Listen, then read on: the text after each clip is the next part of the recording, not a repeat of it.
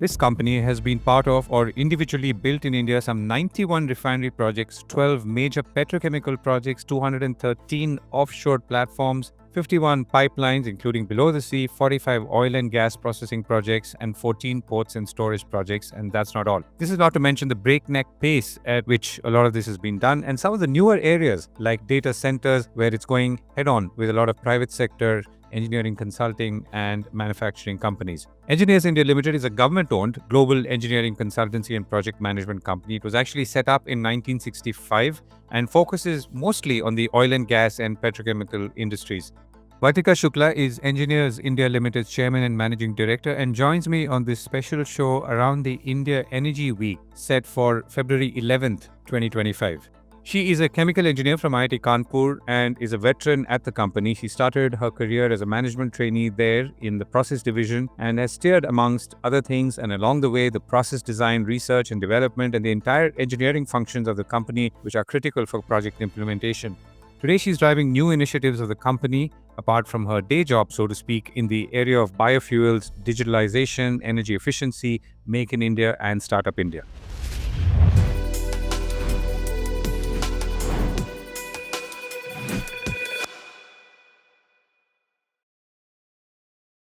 Ms. Shukla, thank you so much for joining me. I'm going to talk about Engineers India Limited in a moment, but this is also a company that you joined 36 years ago out of college, that's IIT Kanpur, as a chemical engineer.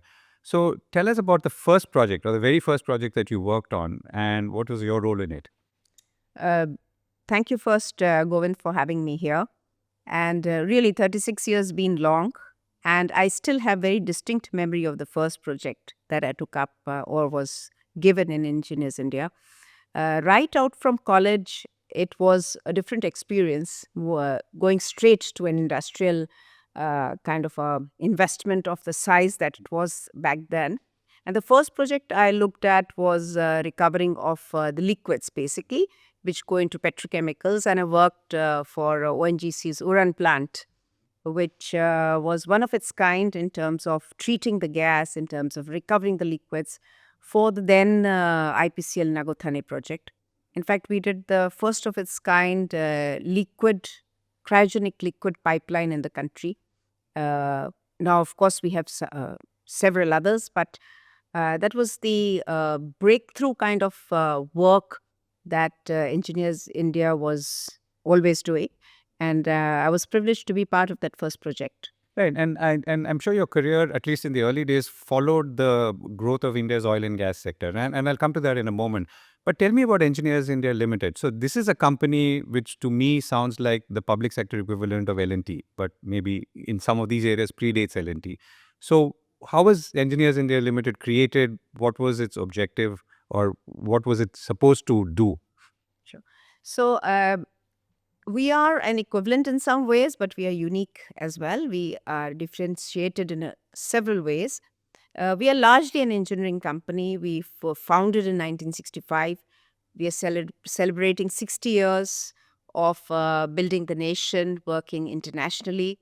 Our role primarily was to make sure that we were completely self-reliant in carrying out engineering work. And in that, I think we have surpassed the expectations. There are many firsts that the engineers did in those times, many firsts in terms of the scale of projects that we implemented. And over these 6 decades, not only in the nation but internationally, we have left a mark of unique ability to assimilate new technologies. Many of them were first then, are first now. And also implement the size and scale of the project in terms of project management, procurement, the interlinkages of technology, looking at the skills which are required to make sure that the purpose of the investment is, met at the best quality. So that has been the journey of the company, and I have been associated with the journey as we have moved on from very simple refining capacities to very complex refining capacities now, with very huge conversions of crude to motor fuels, primarily. Also looking at very high pressure units, which are safety oriented. So such is the kind of transition that has happened. And more, as we see the industry, it is becoming more and more complex in terms of integration with petrochemicals.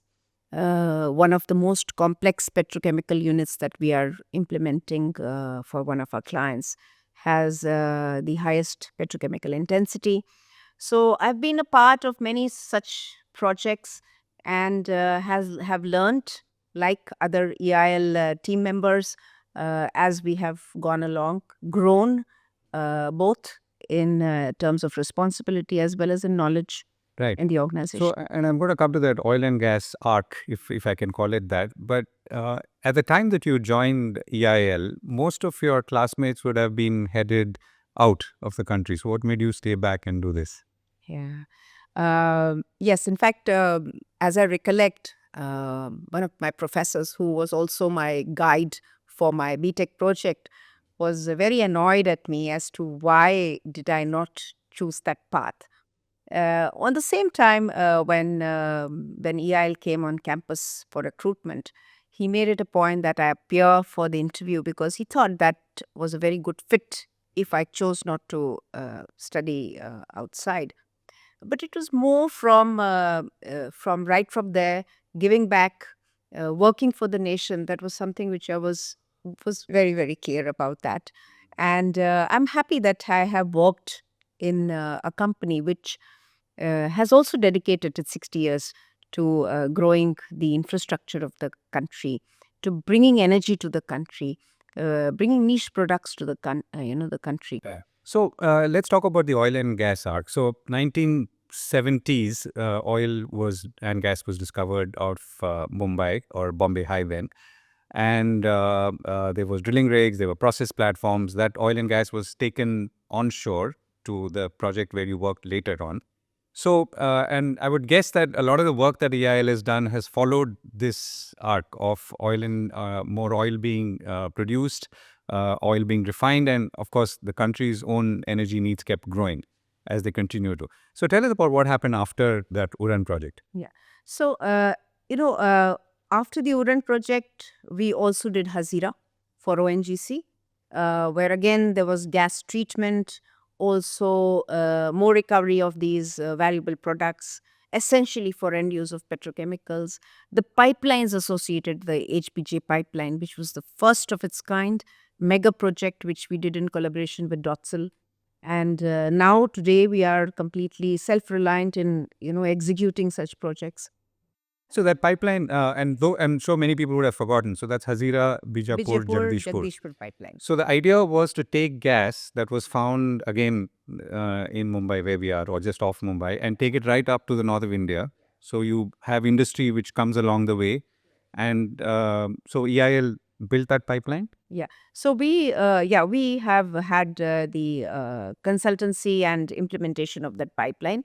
And as that pipeline, brought gas to the industry, brought energy to the interior of the country, the spurring of industries around it was basically an outcome of that.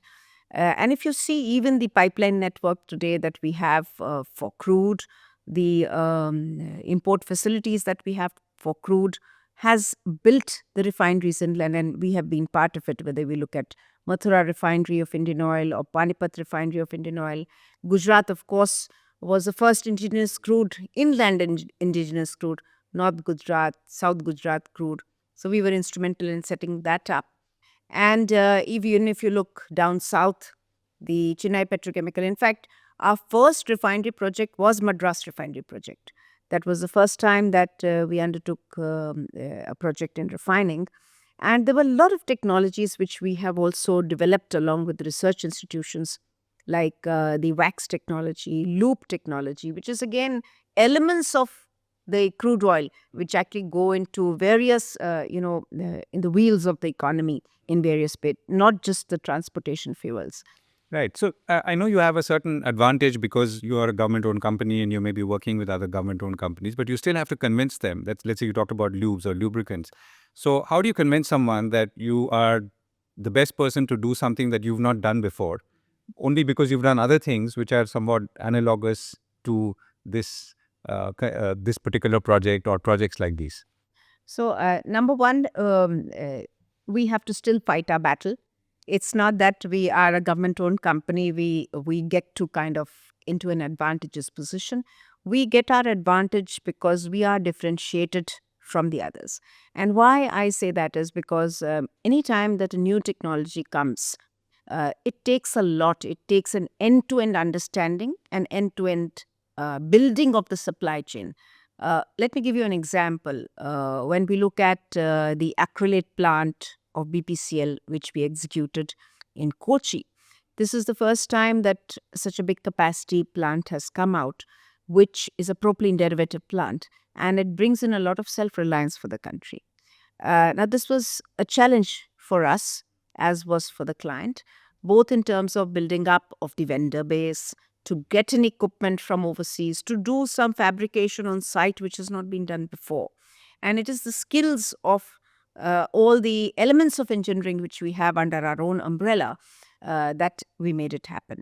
Another shining example is the second generation ethanol, which we are completing in Numaligarh for our client ABRPL. There in some of the materials which are used, like there is a lot of use of titanium, and there aren't any vendors in the country. So we, as a company, we are also committed to make in India, to bring up MSc vendors, and we have developed these vendors to supply. Not just that, even develop specifications. Another very interesting example is the Mongolia refinery we are executing, wherein we are looking at minus 40 degrees temperatures in the permafrost and building specifications for that. That needs strength, that needs core understanding of the problem. So many of our engineers are part of ASME international groups who develop these standards. And that is the strength that EIL carries on its shoulders. So when we look at anything new, we are very confident that we are going to execute it. And that's also a selling point. Right. And you're saying Engineers India Limited engineers are in Mongolia in those temperatures Oh, right now? yes. Yes. Okay. Yes, they are. So it must be a tough life for them. Oh, yes, it is. Of course, they are fully equipped. And in these times, we do a lot of interior work, like in the building, inside the building. Minimal work is done outside because we finish most of our work before the winter sets in and then resume in March. But there is a lot of other work that they undertake. And yes, our team is there. Definitely. Right. So if I were to now go back again, maybe 3 decades, it starts, let's say, to some extent with oil and gas, but I'm sure it progresses rapidly. So tell us about what comes or in the EIL story as you acquire more skills and more, let's say, core competencies as you've gone now into, let's say, ports and terminals. So it's very different from what you were doing in some ways 30 or 35 years ago. So tell us about what else has EIL gathered along the way in terms of these skills. And if you were to bring it to the present, how would you once again define the landscape that you operate in? So, over the past 3 decades, EL has always been very resilient in moving in uncharted territories. And that strength has given us to move into infrastructure segment, wherein we started our journey with some work around buildings and building, kind of water, wastewater, and areas like sectors like that. Today, when I see the businesses that we are, or the projects that we are executing, we are looking at data centers. We are doing one of the finest data center in the country. And previously, we have executed data centers for SBI, UADI, Rajasthan state government. So this is a certain niche work that has developed out of the core competency of engineering. Similarly, today, our journey has resumed activity in non-ferrous metallurgy, in ferrous metallurgy, which again brings to our clients the value of end-to-end solution. So when we look at our company, it's from concept to commissioning. So we offer under one roof the complete services. Now, over the years, what has happened is we have done a lot of value addition in terms of conversion of tacit knowledge into our knowledge pool. We have migrated to a lot of systems which are digital. A lot of efficiency has come into the place. A lot of smart engineering tools have been implemented to make sure that it's more accurate, it is more timely, and it brings value to our customers. And that journey continues even today, because engineering is evolving at a very fast pace now, with the advent of a lot of mathematical tools, wherein we need to keep AI and ML, we need to keep pace with that. And that's the biggest challenge right now. How did you pitch or think of pitching for a data center project? I mean, was it something that came automatically in terms of thought, or is it something that was out of your comfort zone, so to speak? Anything we do, many times we do new, I tell my teams, it will always be out of comfort zone. But it is, if we are not going to live up to those challenges, we might as well just do the mundane things and stay there. But that doesn't give excitement to the team, that doesn't give excitement to the company. So I'm a firm believer that even if we have not treaded that path before, it is, if not us, then who? That's how we should look at it. So when we look at data centers, there is a lot of complexity in it. It's an amalgamation of You the have to keep building things work. cool. I mean, that's the Yeah, most important yeah. thing. Yeah. As also you have to make, let's say, blast proof designs, so which we do in control rooms in refinery petrochemicals. You need to bring the chilling right, you need to get the heat load right, which we also do in our control rooms, and we have a whole team who does HVAC and the basically the fundamental designs. Moreover, I think the bigger thing which what we bring as a team, as a company on the table, is offering solutions when things are not going as per plan. For example, one of the recent project that we were executing, typically you do a foundation first and then you do the roof. But therein the soil conditions were such, we did the roof first and then we went down. So these are all innovative solutions that we get. For example, in Rajasthan refinery that we're executing, if you see the water below the sub water table, Barmer, is it? Barmer, it has 3 times the salt that the sea has. So designing that unique foundation, it is only the strength of our multifunctional talent that we have, which kind of brings it on the table. And that's what how we got into data center. And moreover, there is a lot of strategy also in the data center. When you look at SOC, NOC, and building up these facilities, you need to have the instrumentation team, the IT team, and there are many other functionalities which are involved in implementing that, as well as interfaces between the providers of the racks, as well as redoing maybe sometimes the clean rooms and the rooms where it's fitted. So this kind of edge that we have in comparison to a lot of other, similar uh, So you're saying companies. a team of engineers who were working hypothetically in building a refinery in Mongolia, for example, could next day be doing the same. I mean, building a data center outside Mumbai city. Not exactly the same, but we have the way we structure our divisions. There are discipline oriented, there are subject matter experts in each of the elements, and then there is cross functionality, and we train the youngsters that we bring in into the team as much as a horizontal exposure that they can have. They cannot change gears immediately. We need to have maybe a senior level who actually is having that experience, but we make sure we groom the others along with it, so that the chain of knowledge continues in the company. Plus we do have specialized teams for this. Like there are certain departments who only take up special work, they are not the run of the mill routine work. So we have those. What's another example of a non-routine project? So let me give you an example with the Dangote refinery, which we've implemented for Nigeria. It is a $20 billion project, which has got commissioned last year. We did a lot of modularization there. We talk of a lot of modularization to cut short the project time in the country.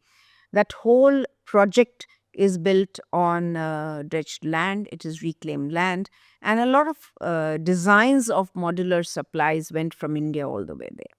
Now, that's something which our teams, for them, it was the first time.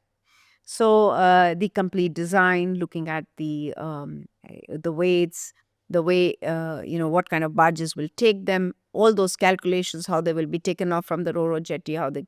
So this whole element is again a very unique achievement of our team.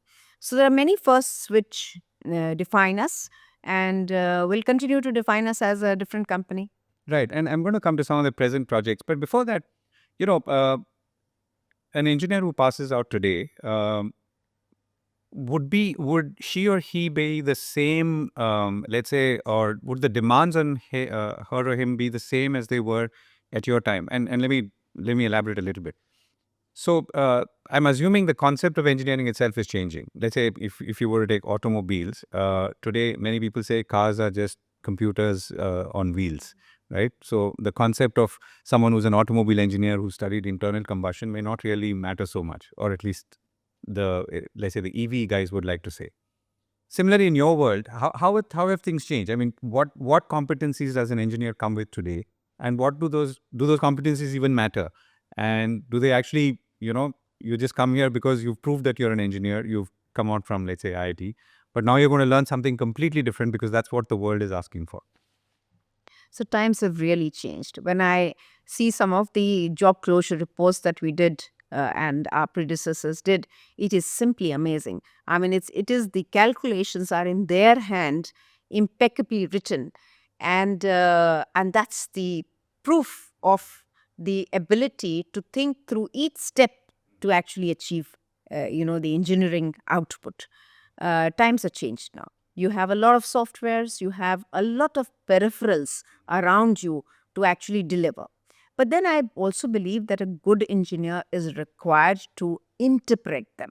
It is not that you just feed anything and you get and you kind of design it. So there is a lot of analysis which goes in, which comes by training, by experience. So any new engineer which joined then would perhaps have and would even I have done a lot of calculations by my own hand. The plus is that when someone brings it to me, I can actually figure it out faster as to what can be improved. As also I would say the projects that we did at that time were less complex, and there was less pressure to finish in 24 months, 30 months, 36 months. So there was a lot of thought which was put in the initial stages of the project. Today, we are working against time. Every project that we undertake has a lot of challenge to finish in less time because of a lot of automation and a lot of software supported engineering which has come. So the engineer today needs to get on board immediately, and that's what we do to our youngsters. We put them on the job, and we make sure that they learn whichever discipline they are. But one very important thing is we post them at our sites initially itself. So the understanding of the plant is extremely important for the industry that we are in. What kind of complexities it has. So when they go back and do their drawings, they know that if they make a change, what kind of impact it will have on site in terms of implementation, construction. That kind of exposure helps making them a more grounded person. And of course, we have our seniors who are experienced in several projects who kind of look at the work that they do eventually do, whether there are any mistakes. Mostly, we are a very standard oriented company, very procedure oriented company. We have very strong systems. So, if anything goes wrong at one place, there will be at least 5 other checkpoints, which can be kind of make sure that things go back in the right direction. But the time scale of kind of finishing everything is much faster now. So that brings us a challenge, of course, that we need to get it right the first time. So let me put the question, let me supplement to that question. So what are the additional skills that you're looking for today, which may not have been required or asked of, let's say, 2 or 3 decades ago? So what we need today is people with the innovation, people, youngsters who are willing to move out of their conventional role, take up challenges. Particularly, like we have opened a digital department about 2.5 years ago, and we need youngsters to come out and help in building that kind of strength and backbone for the company. So we do look at now more of kind of redoing it at a faster pace with more efficiency with the same technical output. We also look at the youngsters who can groom themselves, because today businesses are not just engineering. Businesses are all about relationship. Repeat clients are very important if we deliver right. We are also looking at the skills of uh, you know uh, kind of working around issues, resolving them at a faster pace rather than leaving. So we need even the youngsters to have the ability to kind of sift through debate and find solutions, solution oriented teamwork, which is far more required now because you have a lot of other distractions or a lot of other engagements also. We appreciate that and we value that as well. So it's a different role today, but I'm happy to say that whenever we have challenged our young teams, they have outshone and they have surprised us beyond imagination. So you talked about speed, and that's an interesting point because, and you've emphasized that quite a few times. So why is it that, let's say, people are demanding outcomes faster than maybe a few years ago? Yeah. I mean, that's so if I was an owner and I put in investment in a project, I would like it to come up at the fastest time. Because why did I put it up? I put it up because I wanted revenue out of it. I wanted a market share out of the product that I'm going to make. I need to establish myself fast. So from the owner's perspective, the faster it gets done, it's the best. And as fast as we can deliver, it's best for us also. So it needs to be done at the pace that is, world class, or basically matches the world class projects that are, get executed. So you're going faster because you're meeting a global benchmark, or you're meeting client requirements? I mean, or are both the same? Both.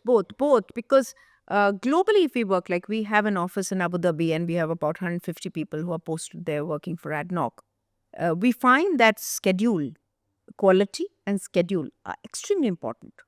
And that is also something which we need to give to our customers, whether they are domestic customers or international customers. It is important for them that we adhere to the timelines, and that's why they take us.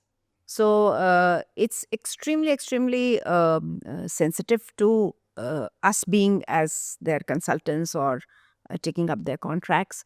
So the understanding this kind of sensitivity is essential in each and every employee of our company, that it is a time bound project. We need to deliver on time. And that's what we emphasize all the way, that look, we have the resources. That's our job as management, to give all the resources that are required. But at the end of the day, we need to meet the project schedule Sure. in the So first. tell me about your current, let's say, portfolio of projects. What is AIL working on? In what areas? What is nearing completion? What are the big projects that you have right now, which you're monitoring, for example, more closely? So, in fact, this year we have done very well in terms of order inflow. Last year we had an order inflow, that means FY 23-24, we had an order inflow of about 3,400 crores. This year we have surpassed 7,000 crores and we haven't ended the year now. So we have got a great inflow. And primarily these projects are in petrochemicals. And we hope that we will build on this order inflow in by when we end this financial year. There are also huge inflow in terms of infrastructure segment. While these are our largest volume of order inflows and the projects that we are trying to complete and undertake in initial phases, we have also entered in a small way in non-ferrous metallurgy, re-entered back, I would say, also entered in the steel sector, the biofuel area, the green hydrogen project that we have undertaken, as well as internationally, we have tried to expand our volume of business in the MENA region. We are also present in Guyana for the power plant PMC. Uh, Looking at the nation again, back again, we see that we are very well placed in taking up complex mega projects, which puts our experience on the table in the sense of the complexity and scale that we talk of, wherein we are having the experience of completed several projects for both the private sector and the public sector, as also the complete supply chain that we have.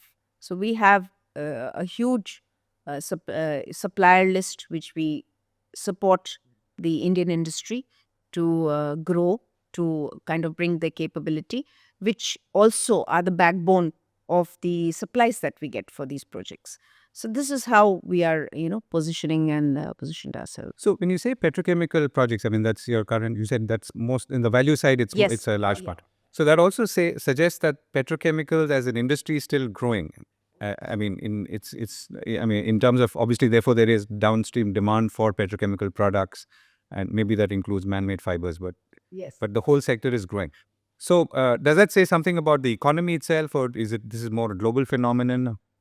I think it is more specific to the nation, because we have a per capita consumption of petrochemicals which is about 13 kgs or so, and you see the average, it is almost 5 times.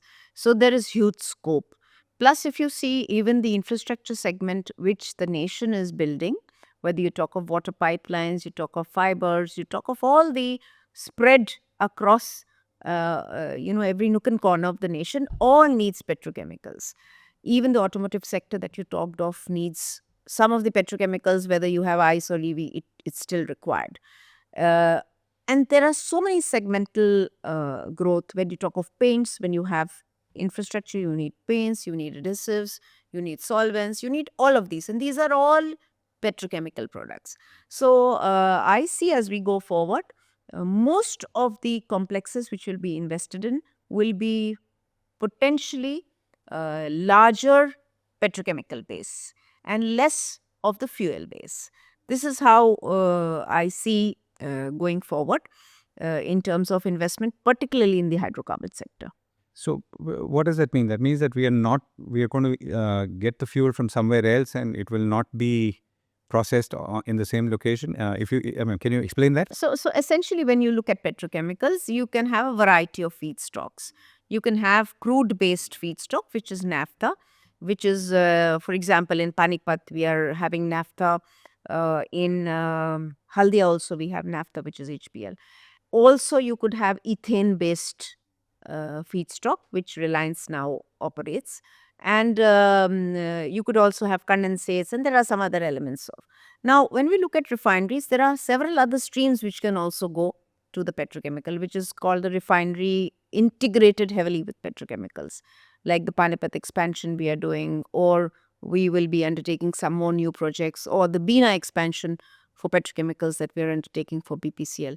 So these feedstocks are integral, but there is a lot of opportunity for putting up petrochemicals on feedstocks which are directly imported, like ethane or ethane propane mixture or propane butane mixture, which is nothing but LPG, or even light condensate or light crude based, depending on how we do the supply agreement for all these feedstocks, which has more conversion than typically a crude based or naphtha based petrochemical. So, given that there is room for both the integrated petrochemicals to come up, as well as light feed ethane based petrochemicals, which will be a direct feed to the cracker and the downstream. Hmm. And how are you seeing the next 1 or 2 years? I mean, not too far into this thing. So you still, I'm assuming, because these are long gestation projects, you see petrochemicals being a core kind of part of your offering. The newer areas, I'm assuming, includes areas like data centers, which you've talked about. Is there anything in between that's new and or upcoming that you're seeing?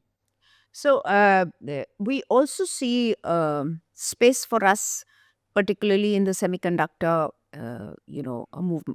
investments which are going to be there, wherein again, similar infrastructure like the clean rooms, give us an opportunity to offer the high-end services for this segment.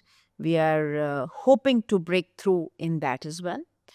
We are also trying our best to build back our capability in the mining and the mineral sector, wherein again a huge opportunity will come, which already we see the mines being kind of bid out, and value addition happening there as well. These are the two segments besides the ones that we want to continue to grow in. I also see opportunity in a lot of academic institutions which are going to come up in terms of the scale and the quality that these institutions will look at. We've just done one of the work for one of the IITs to build up their campuses, and I'm hoping that in fact we are doing. This is not your alumni. No, not my alma mater. And we are just now doing the phase 2 for IIM Nagpur. And so these are again the kind of unique capabilities that we have. And I do see that we can stand apart, and we can do their engineering and project management very well. So I'm going to ask you about the India Energy Week, since that's what's brought us here. But before I come to that, what's your most favorite project that you worked on for any reason? It could be because of exposure, for learning, for excitement, for technology, complexity.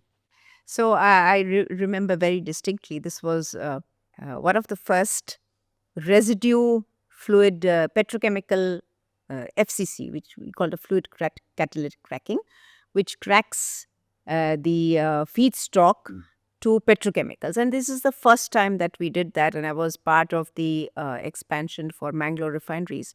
In fact, we did two technologies there. One is, that's the only one which is running in the country, which is coker gas oil hydrotreater, and this petrochemical FCC. There were two petrochemical FCCs going on at the same time, and I was part of the team to do the other. And believe me, it was extremely difficult to select the technology and carry out an evaluation and assessment, and equally tough to actually implement it, because there are very many nuances of the technology which were not done before. And the excitement was to give a solution, so that I worked in the process division, which was basically a core technical division, to give the fastest solution to the project manager. And that used to be a race between my team, which I headed, and the project, executive director. And the way we tailored our specification to get in multiple bids for a particular equipment, to get competitive quotes, to solve issues which were happening at site, solve things for the first time. Those were really exciting days in a very tough environment. If you have seen Mangalore refinery, it is very tough. It is built on several levels, and it's not an easy site to execute. And that was something which is impressionable in terms of the solutions that we provided to make it happen. Right, wonderful to hear that. So the India Energy Week brings everyone in the energy space in India. So what are you looking out for when you go into an event an event like this? So first of all, it's great to be part of. The third edition is going to be the largest conglomerate of minds, both from the nation and international experts. As a company, what we are looking for is, one, to showcase what we can do. Although we are known, but it's never enough to explain the value that we can bring on the table. We are also looking at showing our solutions towards sustainability. And to give an example, we are implementing the geothermal airport for Leh, for Airport Authority, which is going to use geothermal for floor cooling, which is the first time. So we'll be showcasing some of our unique capabilities. Again, this is done for the first time.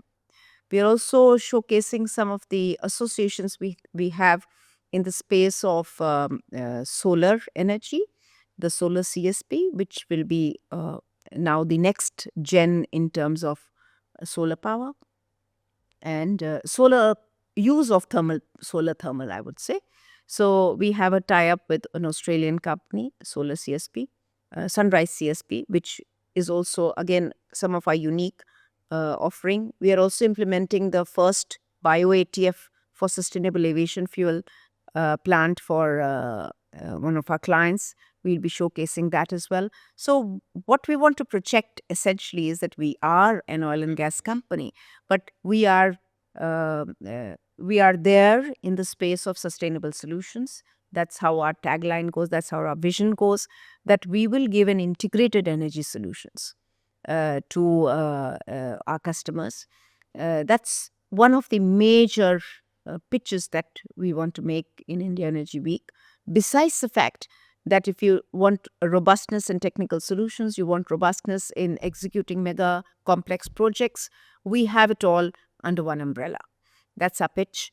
We also have a Make in India pavilion there, which we anchor for the last 2 years as building up the industry of the country. This year we have about 51 suppliers who are enlisted with us, and they will be showcasing many firsts which have come up in terms of manufacturing in the country. And this together kind of brings us in a very kind of integrated manner as a total solution company to our customers. Shukla, it was a pleasure speaking with you. Thank you so much. Thank you very much, Govind. Thank you so much.